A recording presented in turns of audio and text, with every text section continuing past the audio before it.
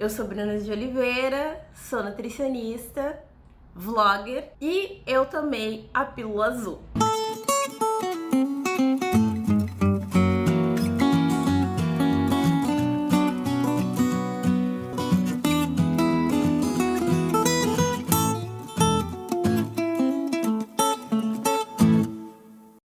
Então, gente,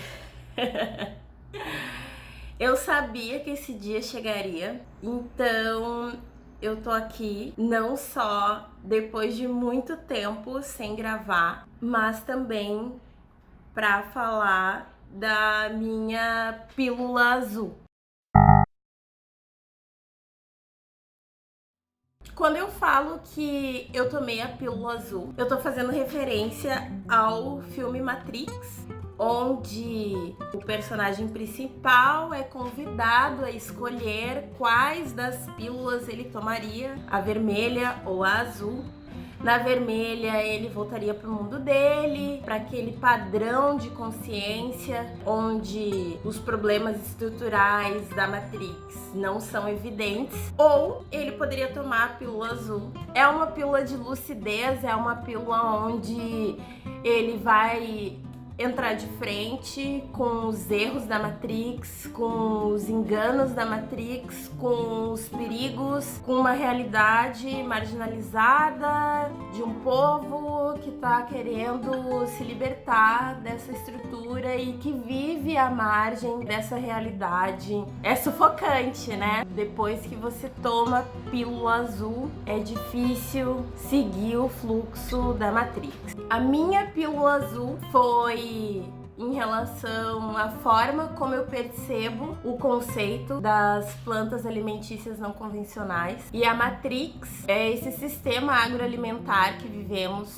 extremamente mecanizado, extremamente tóxico, extremamente assimétrico, extremamente classista, elitista, racista e tantos outros adjetivos que eu poderia trazer agora nesse momento, mas não vou, porque eu acho que vocês já entenderam. Quem conhece o meu trabalho percebe quanto de empenho eu me dedico para compartilhar informações que façam sentido para as pessoas de uma outra alimentação possível, outra realidade que a gente pode viver frente a tudo isso que se apresenta para nós com pitadas de prejuízos, e não são pitadas talvez, é aquela boa colher de sopa de prejuízos ambientais, sociais e de saúde também.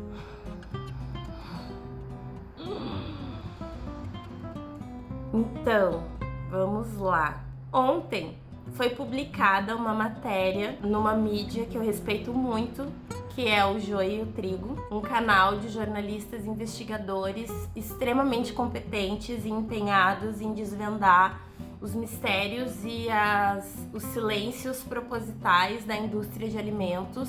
E essa matéria fala sobre plantas alimentícias não convencionais e a possibilidade dessas plantas serem encapsuladas pela indústria, pelo setor de alimentos hegemônico. E eu concordo muito com esse alerta, eu concordo muito com a forma como a matéria, a entrevista foi desenvolvida. Até comentei, baita texto, realmente é um baita texto, vale muito a leitura. Contudo, eu penso que já passou da hora da gente conversar alguns aspectos em relação ao conceito das plantas alimentícias não convencionais. Aspectos esses que eu venho observando desde muito tempo.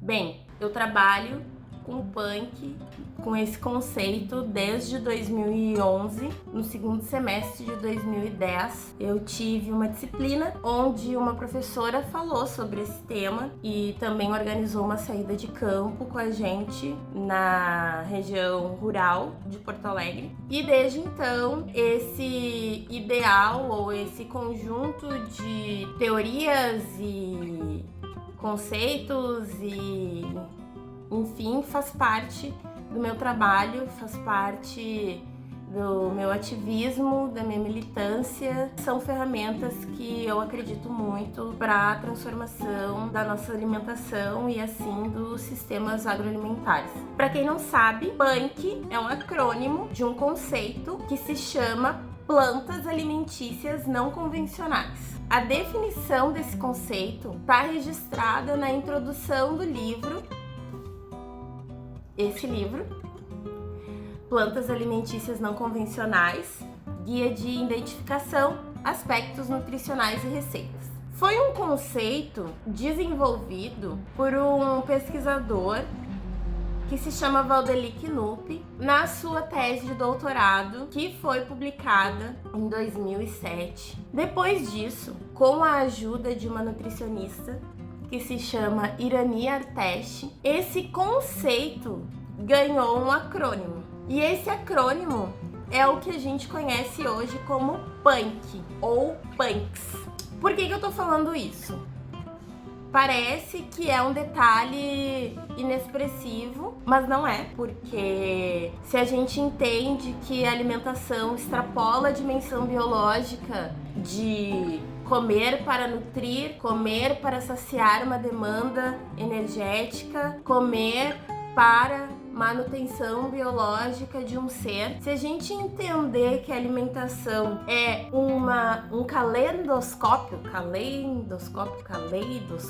onde a gente olha e dependendo de onde a gente olha, vai gerar uma imagem diferente, conjuntos diferentes, porque a alimentação é um fenômeno composto por diversos elementos, por diversas estruturas, setores, campos de saber. Quando a gente abre esse leque de possibilidades para pensar sobre alimentação, a gente consegue associar, trazer a alimentação para próximo da comunicação, para próximo de estudos da sociologia, para próximo de ciências compreensivas, teorias compreensivas, que vão dizer que a alimentação ela é um sistema de linguagem. É uma estrutura formada por códigos, por símbolos, por significados, que são extremamente importantes de serem considerados quando a gente está falando de um conceito tão emergente como o conceito das PANC. Entendendo que a alimentação é um sistema de linguagem, a gente consegue valorizar esse detalhe que eu contei antes de um conceito, plantas alimentícias não convencionais, associado a um acrônimo, PANC, ganha visibilidade e extrapola as fronteiras da academia. Bom, eu tô dizendo isso porque existem diferentes estudos anteriores aos estudos do professor Knupp que apresentam possibilidades alimentares não convencionais, que apresentam possibilidades alimentares que não estão dentro do cardápio de possibilidades de produção de alimentos do sistema agroalimentar que a gente vive hoje. E esses estudos mais antigos traziam outros nomes, outros conceitos, outras perspectivas, outras abordagens e outras aplicabilidades para o uso desses recursos vegetais com potenciais alimentícios. E aí a gente pode citar mazelas comestíveis, que é um conceito da Argentina, neglected and underutilized species. E a gente pode conhecer alguns conceitos anteriores. Eu tenho um texto que se chama Um Resumão das PANC, que vocês podem acessar e se aproximar dessas outras categorias, como plantas negligenciadas ou subutilizadas, como daninhas comestíveis ou alimentos esquecidos, que são outras possibilidades de nomes que a gente dá para esses alimentos que não estão dentro do repertório de produção agrícola no mundo. Quando a gente reconhece que, se não fosse pela perspicácia de uma mulher que entende que é necessário dialogar com as pessoas de uma forma menos acadêmica e tira esse conceitão, né, para uma palavra que pode ser dita em 4 letras, essa forma de comunicar, ela é bem sucedida. A gente pode perceber isso porque o conceito foi lançado, publicado em 2008 num documentário realizado pelo coletivo Catarse, um coletivo de mídia aqui do Sul, e hoje, 10, 11 anos depois, ele ganha uma visibilidade gigantesca a nível nacional e temos diferentes ícones da mídia que trabalham com alimentação, que associam o seu trabalho ao conceito das punk. E daí eu vou contar para quem não sabe o que são as punk, que é o que tá aqui nesse livro. E segura um pouquinho essa parte que eu falei até aqui, dessa questão de que a alimentação é um sistema de linguagem e que se não fosse a perspicácia de alguém de querer dialogar de uma forma leiga, talvez esse conceito ainda estaria sendo estudado e refletido e dialogado apenas entre os pares que tinham acesso a esse material do campo de onde ele veio, que é o campo universitário, que é o campo científico, que é o campo acadêmico. Punk.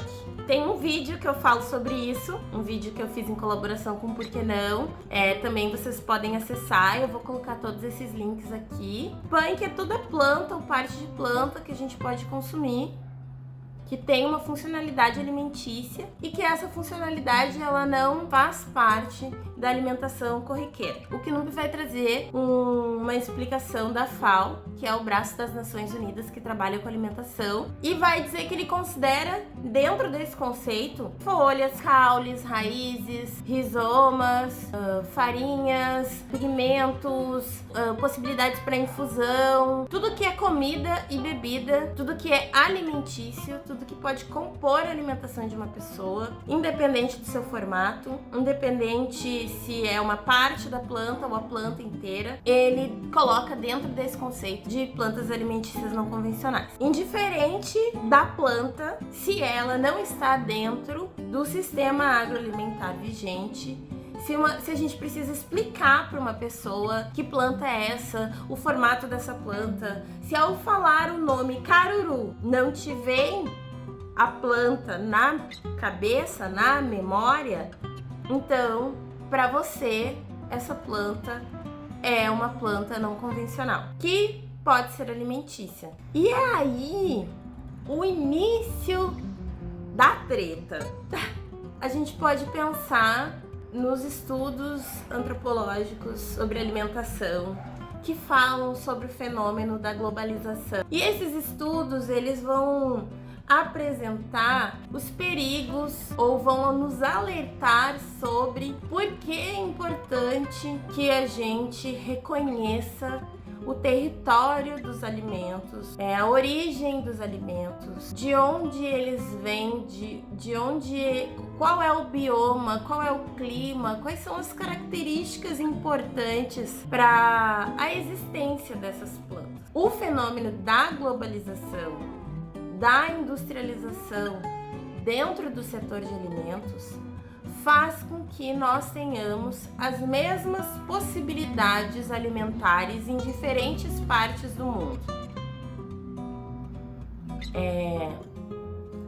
Isso tem as suas potencialidades, assim como as suas fragilidades. As fragilidades, elas estão quando esses alimentos que são produzidos e comercializados de forma padronizada no mundo inteiro atropelam, sobrepõem a cultura alimentar regional desse lugar. E aí a gente tem os fast foods e os alimentos ultraprocessados como exemplos dessa massificação alimentar, traz muitos prejuízos para a nossa saúde e não só a nossa saúde, como a saúde do planeta. Então a gente está falando que a globalização, a industrialização, essa massificação alimentar, ela é prejudicial e ela gera um fenômeno que é o fenômeno da erosão da agrobiodiversidade. Erosão é aquele processo quando não tem mata ciliar nos rios e as chuvas vão trazendo aquele monte de terra, de solo, de elementos que vão reduzindo o espaço de um rio, de um córrego, de uma corrente de água, e a gente perde esse rio, esse córrego, essa fonte, né, essa corrente de água, e aquilo fica soterrado. A gente reduz, a gente restringe a nossa possibilidade de acessar alimentos em variedades, e a gente patrola biomas em função dessa massificação. E a gente vai vendo essa erosão, essa diminuição das possibilidades alimentares, essa diminuição do número de espécies nos biomas. Isso é péssimo, né? Porque não somos apenas nós que nos alimentamos no mundo. E os problemas ambientais e ecológicos relacionados com essa possibilidade, eu não vou me ater nisso nesse momento. O vídeo já vai ser longo só pelo fato da gente falar sobre as punks, sobre a minha pílula azul. Então eu não vou me deter em tantos detalhes e tantas explicações nesse momento. Mas a gente tá falando que, se não fosse um mecanismo de comunicação popular, o conceito das plantas alimentícias não convencionais talvez ainda estaria circunscrito a um campo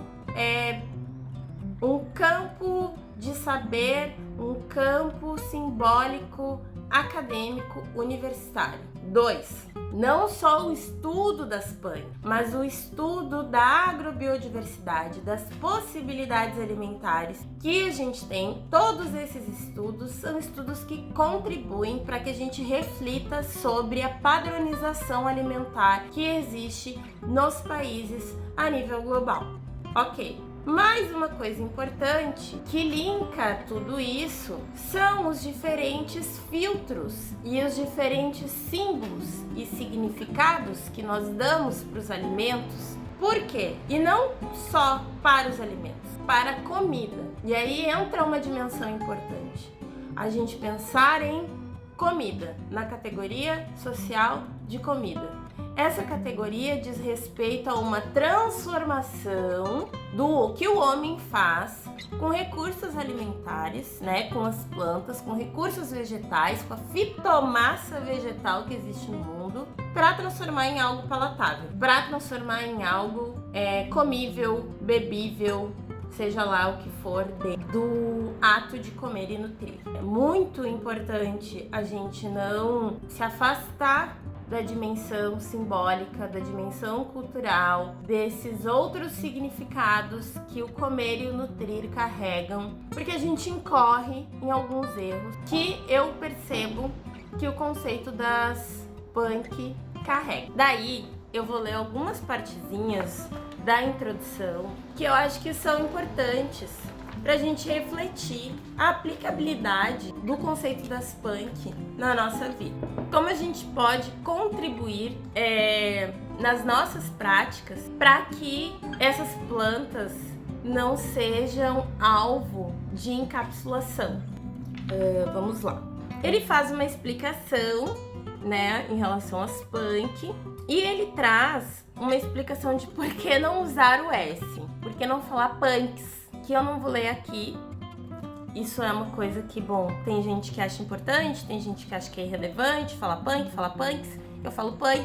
Se você fala punks, tá tudo bem, a gente segue amigo e tá de boa. Mas aí depois disso ele fala que não estamos usando o apóstrofo S depois de punk, porque apesar do uso corrente comum, daí ele dá outros exemplos, né, de punks ou SAFs ou PFNMs, só para citar alguns acrônimos comuns no meio agronômico, florestal e agora gastronômico-nutricional. Fica com esse conceito aí na cabeça. O acrônimo, e também tem aqui parte da história, é um termo fácil de falar e bem eufônico. Foi o que eu disse antes quando falei da questão do sistema de linguagem que é a alimentação. É um termo fácil de falar e bem eufônico. O conceito representado pelo acrônimo PUNK é mais amplo, flexível, contempla melhor do que outras expressões, que seriam plantas regionais, plantas alternativas e outros exemplos que ele dá, justificando o porquê o uso do conceito de plantas alimentícias não convencionais. Eu não vou entrar nessa discussão dos conceitos, por que usar, por que não usar. Eu não concordo com tudo que tá escrito aqui, mas isso, enfim, abre margem pra gente fazer diferentes vídeos, né? Ele vai falar que um dos objetivos desse livro, né, e assim, do conceito das punk, mais especificamente do livro, é fornecer estímulo visual, dados técnicos, científicos e tradicionais, experiência e vivência pessoal dos autores e motivação gastronômica e gustativa. A gente vai seguindo na introdução. Eu espero que as pessoas que trabalham com o conceito já tenham lido essa parte do livro e não só a parte das plantas e das receitas, que é o que a gente vê muito por aí. Muitos cursos, né, e pessoas fazendo cursos sobre as punk. Eu espero de verdade que vocês tenham lido a introdução do livro, que é bem importante. E mais pra frente, quando ele vai falar de punk, fome, soberania alimentar, gastronomia de ingredientes. Vamos acumulando, né, vamos acumulando essas partes, esses registros do tempo. Esperamos que muitas das espécies aqui ressaltadas saiam da categoria de punk, ou seja, que possamos encontrá-las nos cardápios dos restaurantes, nas padarias, nas pizzarias, nos supermercados ou, ao menos, nas feiras e mercados locais nos próximos anos. A gente continua lendo. Ela deveria fazer parte, e aí ele tá dando o exemplo do baru, ele tá dando o exemplo de uma castanha do cerrado, e aí ele tá dizendo que ela, sendo um exemplo em relação às punk, deveria fazer parte da nossa alimentação básica há alguns séculos, para que tivéssemos hoje o domínio de sua tecnologia de produção e processamento e aporte de matéria-prima, tanto para o consumo local como para exportação. Afinal, o mundo é globalizado e se comemos amêndoas e avelãs por aqui, em outros países também deveriam comer o baru. O tema dessa obra, entre parênteses, comida, pode gerar empregos de qualidade, renda digna e divisas para o Brasil e para os brasileiros. Ele faz isso. Ele faz uma pergunta, na verdade, né? Eu parafraseei, mas eu acho que é importante ler de forma literal essa pergunta. Quantas plantas, em relação ao tema dessa obra, abre parênteses, comida, fecha parênteses, geram emprego de qualidade, renda digna e divisas para o Brasil e para os brasileiros? Ou seja, quais frutas, hortaliças em geral são comercializadas em larga escala no Brasil, no país, ou exportadas? Mais pra frente, será, né, o autor tá falando, que não existe matéria-prima sobrando na natureza? Será que não existem pessoas ou empresas dedicadas à exploração comercial desses recursos? E aí ele vai falar de uma tendência de gastronomia de ingredientes, que seria algo extremamente importante para a gente pensar em relação ao setor de alimentos, né? Ele também vai falar, associando as questões de agroecologia, sustentabilidade, resiliência, segurança, especialmente soberania alimentar, e uma gastronomia de vanguarda. Por último, mas não menos importante, e é aqui que está a minha pílula azul, trabalhamos árdua e incansavelmente para que essa obra seja um divisor de águas entre as punk, consideradas apenas como alternativa alimentar para pessoas ou grupos de pessoas em situações consideradas de vulnerabilidade social e nutricional, e que passe para o público em geral, que poderá tanto colhê-las no seu quintal, sítio, matas ou comprá-las nas feiras, mercados e preferencialmente encontrá-las incorporadas aos pratos dos cardápios dos restaurantes, desde os básicos do dia a dia até os restaurantes glamurosos. Então, por que esse último parágrafo foi a minha pílula azul e por que eu li todos esses parágrafos para vocês. Quando eu entrei na faculdade de nutrição, eu entrei porque eu queria trabalhar com combate à fome. Eu era adolescente quando eu fiz um trabalho de filosofia sobre desigualdades sociais e eu fiquei com o tema da fome e aquilo bateu em mim de uma forma surpreendente. Foi um divisor de águas na minha vida. Eu fui cristã evangélica por muitos anos e associado a essa marca que eu tive no ensino médio, eu também tinha no meu coração o desejo de ser missionária.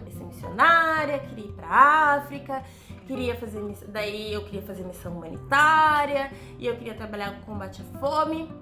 E o conceito das punk apareceu e foi um segundo divisor de águas na minha vida. Logo, não existia esse livro, né? O livro foi lançado em 2014, então em 2010, 2011 não existia.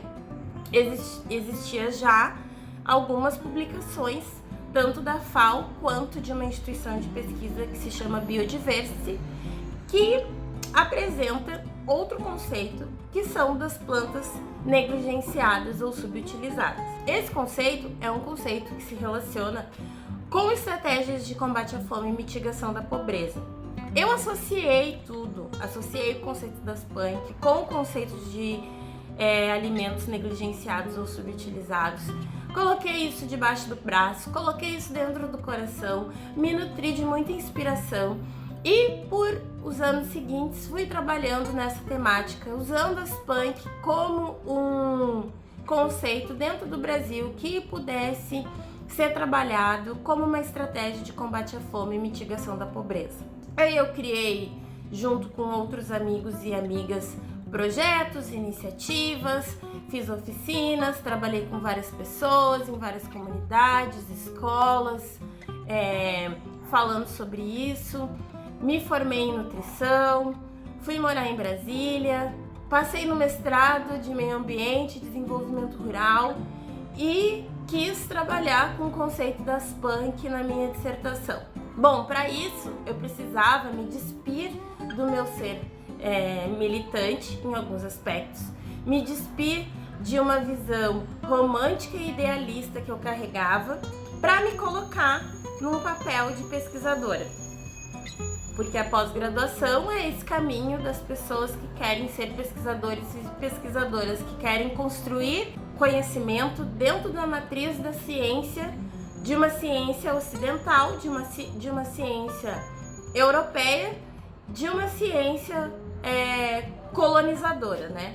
Eu não fiz uma caminhada decolonial para chegar até aqui, por mais que eu sempre trabalhei com temas decoloniais, mas esse conceito de decolonialismo se apresenta para mim há algum tempo e eu ainda não consegui, de uma forma honesta, no meu ponto de vista, associar essas coisas. Acho que eu associo na prática, mas na teoria ainda não foi possível. Então, eu entro no mestrado, eu sou incentivada a trabalhar com comunidades quilombolas no Nordeste do Goiás, que são famílias, né, Calunga. Essa é a identidade dessas famílias, né, quilombolas, comunidade Calunga, o território Calunga, que tem diferentes comunidades, diferentes histórias, múltiplas histórias, né, não diferentes entre si, mas múltiplas histórias de como surgiu esse território, de quais são as contribuições desse território, que está se relacionando com a cidade, com a metrópole, com a urbanização e uma população embranquecida, vulgo não eles, há pouco tempo, cerca de 40 ou 50 anos, que a Universidade Federal de Goiás, com uma pesquisadora, que é a Meire Baiocchi, vai até esse espaço, conversa com essas famílias e escreve o primeiro livro sobre a cultura Calunga. Bem, eu queria trabalhar com as punk e fui convencida, decidi também acolher a sugestão dos professores que estavam no meu corpo de orientação de trabalhar com povos quilombolas. Para mim, essa experiência foi incrível. Incrível porque eu sou nutricionista e trabalhar com antropologia da alimentação é algo que sempre me inspirou muito. Eu acredito muito nas relações simbólicas e nas expressões culturais que a alimentação permitiu para os grupamentos humanos ao longo da história. Então, ser uma nutricionista dialogando com a antropologia, com a sociologia, com o recorte do desenvolvimento rural, para mim foi extremamente importante. Isso é uma coisa.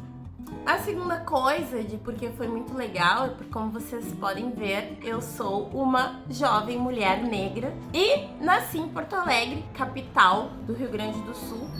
E isso faz com que eu seja, ou que eu tenha sido por muito tempo, uma jovem mulher negra embranquecida e uma jovem mulher negra urbanizada. E o fato de estar na pós-graduação fez com que eu fosse uma jovem mulher negra embranquecida, urbanizada e acadêmica.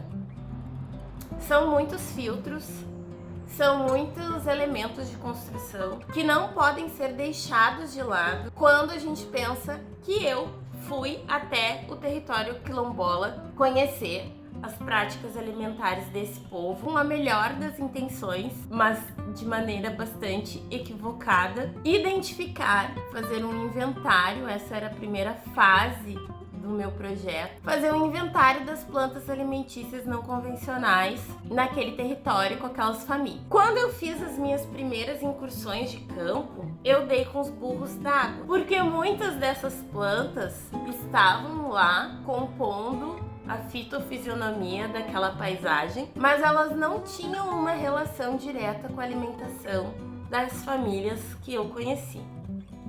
Isso foi um choque para mim, me desestabilizou bastante. Eu voltei bem cabisbaixa para Brasília na época. Achava que a minha pesquisa tinha terminado, achava que eu ia ter que pensar em outra coisa. E a minha chefe na época me disse que o não de uma pesquisa também é um resultado que pode ser refletido, dialogado. O não também é uma contribuição importante, né? Quando as nossas hipóteses são refutadas, isso também é uma contribuição academicamente falando. E a gente sabe que na vida também é assim, né? Não temos só sims, temos nãos, e isso faz parte do processo. As pedras fazem parte do caminho. E no nosso caminho, pelo menos no meu caminho, existiram várias pedras. E a primeira delas é isso. Ai, os Calunga não consomem as punk.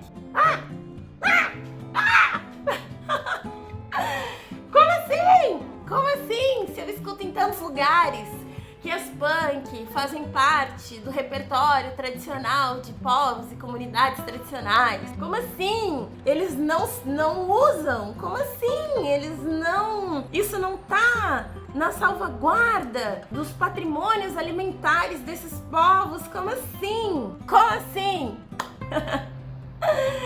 Como assim? Nossa, sim, gente, foi bem difícil pra mim, não foi fácil acolher esse não foi fácil entender porquê desse não, e os motivos muitos eu um pouco falei no início do vídeo. E na verdade eu não sei bem como que vai se dar a sequência desse vídeo. Eu não sei quanto tempo vai ter esse vídeo, mas eu sei que eu preciso aproveitar e eu quero agradecer muito, muito mesmo o pessoal do Joio e o Trigo por lançar essa matéria, por escrever sobre essa problemática, porque eu enlouqueci. Porque, como faz muito tempo que eu leio, estudo e trabalho com isso, tomar a pílula azul da lucidez de que eu precisava me afastar desse lugar totalmente pertencente, né, dessa temática, e me ver como alguém que estava observando um fenômeno e desconstruir várias verdades em mim. E essa desconstrução se deu por essa experiência de campo, por essa experiência do mestrado, que está interrompida por enquanto, mas que segue viva em mim. E que conversar e falar sobre isso, é por isso que esse vídeo é tão longo, falar sobre isso me é muito caro, demanda muitas associações que eu fiz ao longo dos anos que eu trabalho com essa temática e das experiências que eu tive, e das leituras que eu fiz e da entrega, do mergulho que eu dei para esse campo todo, que é um campo muito plástico, que é um campo muito difuso. Eu penso que essa é a melhor palavra para definir o conceito das PAN, difusão. Por que difusão? Porque no momento que a gente fala que a gente está trabalhando com recursos alimentares exóticos ou nativos, silvestres ou domesticados, a gente não tá falando só disso, entendeu? E assim, gente, Knupp, Lorenzi, queridos professores que eu admiro imensamente, a temática desse livro não é comida. A temática desse livro são possibilidades alimentares para as populações. E no caso, circunscrito no Brasil, porque são plantas que foram identificadas no Brasil. Nós não estamos falando de comida aqui, nós estamos falando de possibilidades alimentares. Porque quando a gente está falando de comida, a gente está falando de história, a gente está falando de vivências, a gente está falando de experiências, a gente está falando de uma construção cultural e simbólica em cima de alimentos que fazem com que as pessoas reconheçam uma alface como comida, reconheçam um hambúrguer como comida, reconheçam comida. O reconhecimento de que algo é comida ou bebida, ela se dá por um filtro cultural. E a gente não tá falando de cultura aqui. Nós estamos falando de possibilidades alimentares. E aí eu vou começar a entrar dentro do que eu li antes de coisas que eu discordo totalmente.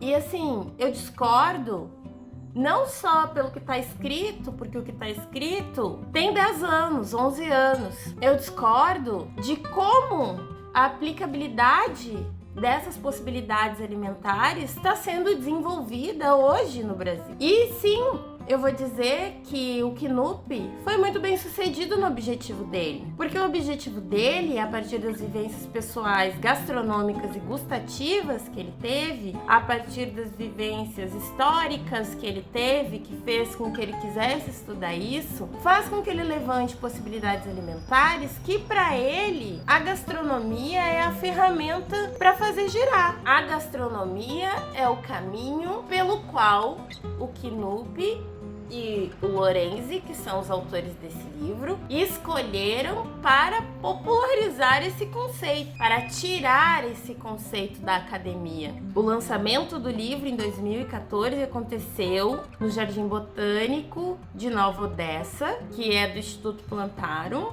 e não só desde esse lançamento, como nos demais lugares em que eu tenho a possibilidade de ouvir o professor Valdeli, a gente percebe que o caminho da gastronomia, ele foi trilhado, foi apresentado a grandes chefes, foi colocado na televisão, em diferentes programas.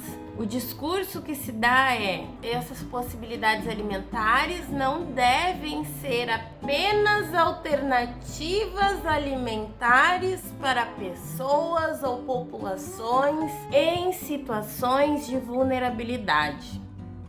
Eu lembro até hoje, eu estava na biblioteca da UNB relendo todas as contribuições escritas do professor Valdeli, e eu cheguei nesse capítulo. E é importante também eu registrar o meu incômodo e a minha inquietação de sempre não entender por que que o conceito das punk nunca foi associado ao conceito de alimentos negligenciados ou subutilizados. Há publicações da Biodiversity nesse sentido desde 2011, desde 2008. São aplicabilidades contemporâneas ao desenvolvimento deste conceito brasileiro, que é o conceito mais recente nessa temática. Isso sempre me incomodou. E as pessoas que participam das minhas oficinas sabem que eu sempre apresento os outros nomes dessas plantas e eu sempre digo que a gente não precisa se restringir a este livro, que existem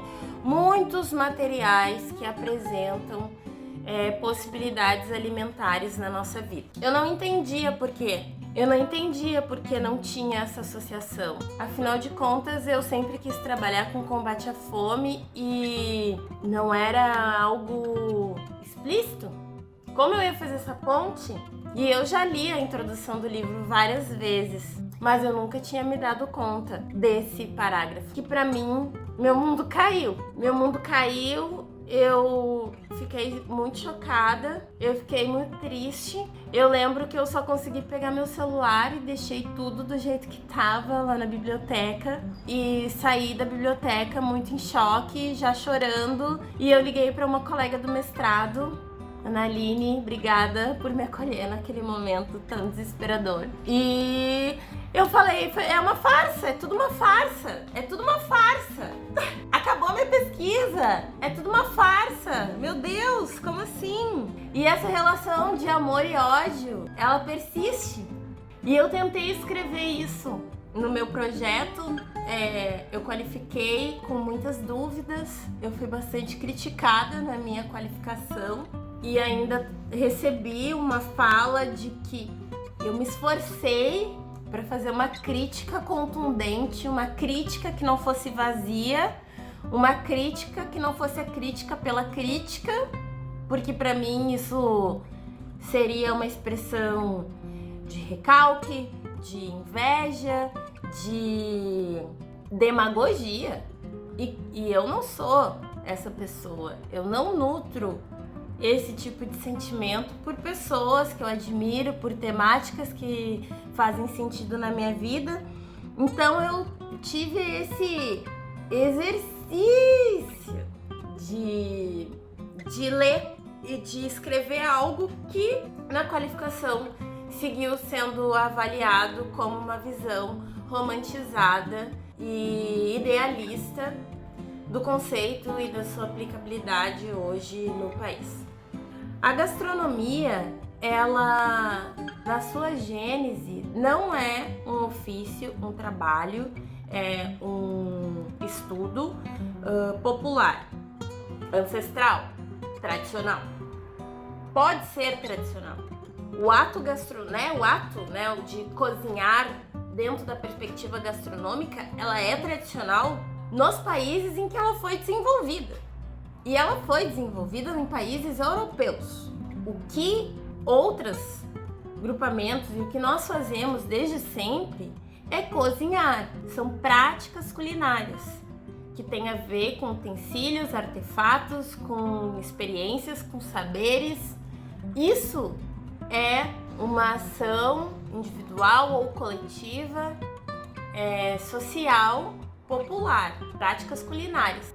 A gente, talvez nem todas as pessoas, mas eu tenho acesso a uma vertente de pessoas e iniciativas que sim trabalha com uma gastronomia de vanguarda, como o Knup trouxe, uma gastronomia que se preocupa com as questões ambientais, que tem essa preocupação ecológica e que está sim se popularizando. A gente vê vários chefes que têm surgido da periferia.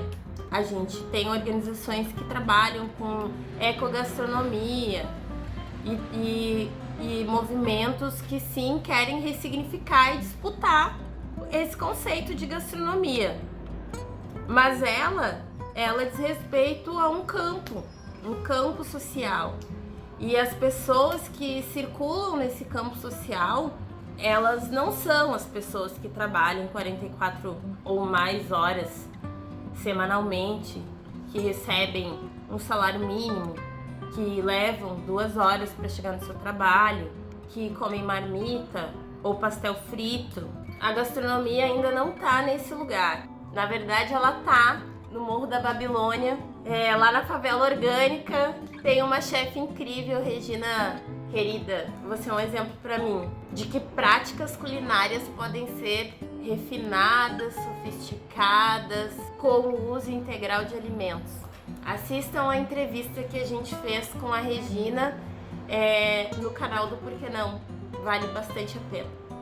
Gastronomia, o mindset, sei lá, ela ainda é para poucos, ela ainda é elitista. E como a gente pôde ver, há 10 anos atrás, um pesquisador associou seu conceito a um movimento elitista. Então, como que a gente quer reivindicar que as punk não sejam encapsuladas se a cápsula já veio junto com o nenê, gente? A gente tem acesso, eu pelo menos tenho acesso a informações, enfim, estão públicas nos perfis dos chefes, que eles usam plantas que eu reconheço na rua e coleto. Se vocês acompanharem o meu trabalho no Instagram, vocês vão ver que eu coleto muita coisa, que eu como o que eu coleto, e eu faço isso há anos e eu não tenho nenhuma vergonha disso. E aí a gente vê plantas que são espontâneas, que estão nos espaços e que são vendidas num menu degustação a 500, 600 reais, 400 reais, seja lá o que, metade de um salário mínimo. E aí as pessoas vão olhar para isso e vão ver algo inatingível, ou vão ser intermediadas pelos fluxos comerciais, que vão vender pimenta rosa a R$ 64 reais o quilo, enquanto basta você saber reconhecer uma aroeira e você vai ter quilos de pimenta rosa de graça. Ou farinha de moringa, ou ora pronobis, que especialmente a farinha de moringa que foi comercializada e recebeu uma notificação, da Anvisa, que proíbe a comercialização da moringa como medicamento, sendo que a gente pode reconhecer moringa na rua e deixar as folhas secarem e peneirar essas folhas secas e ter a nossa própria farinha de moringa. Quantas pessoas não compraram cápsulas de moringa, sendo que poderiam fazer sua própria farinha, incorporar na sua massa de pão, de pastel, de panqueca, no seu creme, consumê, sopa, ou farinha de ora pronobis, que é vendida a R$ 90 na zona cerealista de São Paulo e que também pode ser facilmente encontrada em diferentes lugares na cidade e que você pode produzir sua própria farinha. O que eu estou dizendo com isso é que eu não quero que essas plantas sejam plantas convencionais, porque ser convencional dentro desse sistema agroalimentar que divide pessoas, que cria classes em cima do que eu posso ou não consumir, do que eu tenho ou não acesso, ou do meu tempo, ou falta, e não é falta de tempo por falta de organização, é falta de tempo porque você precisa trabalhar, se matar trabalhando para comer, vestir e morar. A gestão do tempo da vida dentro desse sistema econômico prejudica os nossos hábitos alimentares, prejudica as nossas práticas alimentares e nos afasta de possibilidades alimentares emancipatórias. Plantas alimentícias não convencionais, para mim, são emancipatórias, mas não dentro dessa lógica agroalimentar vigente que vê o alimento como distinção social e como mercadoria. Por último, mas não menos importante, eu quero falar dessa aplicabilidade, gastronômica, frente às outras possibilidades que a gente tem. Enquanto a gente achar que segurança alimentar e nutricional é uma política, é uma estratégia para pobre, nós não vamos fazer com que essa política seja disruptiva. Enquanto a gente achar que só quem passa fome é quem não tem acesso a alimentos, a gente vai continuar se contaminando com os alimentos do futuro, com os alimentos ultraprocessados, e a gente vai dar as costas para diferentes publicações que são extremamente importantes para as nossas escolhas, como o Guia Alimentar para a População Brasileira, que diz que a gente precisa investir tempo na cozinha, investir tempo comendo com os outros e dando preferência para incluir na nossa alimentação alimentos in natura ou minimamente processados. Se a gente não entender que o nosso consumo de carne tem relação com as queimadas na Amazônia, se a gente não entender que o nosso consumo de carne ela tem relação com a produção de soja, que vira ração da carne, do gado que você come, vai ser bem difícil conseguir dizer que plantas alimentícias não convencionais não são iguarias gastronômicas, não devem entrar nos mercados, nos supermercados, nos restaurantes ou pelo menos nas feiras. As punk elas precisam estar nas feiras e nas feiras agroecológicas, onde a gente tem acesso a alimentos de qualidade, alimentos que fazem bem pra gente e pro planeta. A gente não pode querer ou esperar comprar taioba e ora pronobis e caramoela e tantas outras punk que a gente pode acessar hoje em feiras agroecológicas, em feiras modelos, que são alimentos vindos das centrais de abastecimento, que são alimentos produzidos com agrotóxico, que são alimentos produzidos com uma forma não necessariamente digna para o trabalhador rural. São alimentos que percorrem quilômetros para chegar até a gente. Se a gente não entender o princípio de sazonalidade, a gente vai se queixar e ficar reclamando de por que a gente não tem pitanga, cereja do Rio Grande, pitomba, cagaita, cajuí do Cerrado ou qualquer outras plantas o ano todo. Porque elas não dão o ano todo. E que essas plantas não precisam ser exportadas ou produzidas de forma escalável. Porque não é disso que a gente está falando. Porque não é de produção escalável que se forma a soberania alimentar. E que não é só de... Essas críticas, elas são extremamente contundentes, elas são extremamente relevantes, porque elas falam de outra alimentação possível. E a alimentação não é só o consumo de alimentos, a alimentação não é só o que a gente compra no supermercado, que a gente coloca no nosso prato. A alimentação é mais do que isso. A alimentação é um sistema de linguagem. A alimentação é um setor econômico. A alimentação é uma estrutura social que define, determina, tendencia formas de vida, de relações com o planeta. Eu não quero consumir baru por séculos para ter a dominação de como eu produzo ele. Eu posso sim fazer o trabalho, como a Embrapa faz, de conhecer o comportamento dessa planta, saber como essa planta se desenvolve, saber quais são os elementos que essa planta precisa para se desenvolver bem, para contribuir com a forma de produzir dos quilombolas, dos indígenas, dos povos originários, dos ribeirinhos, dos caiçaras, dos pescadores.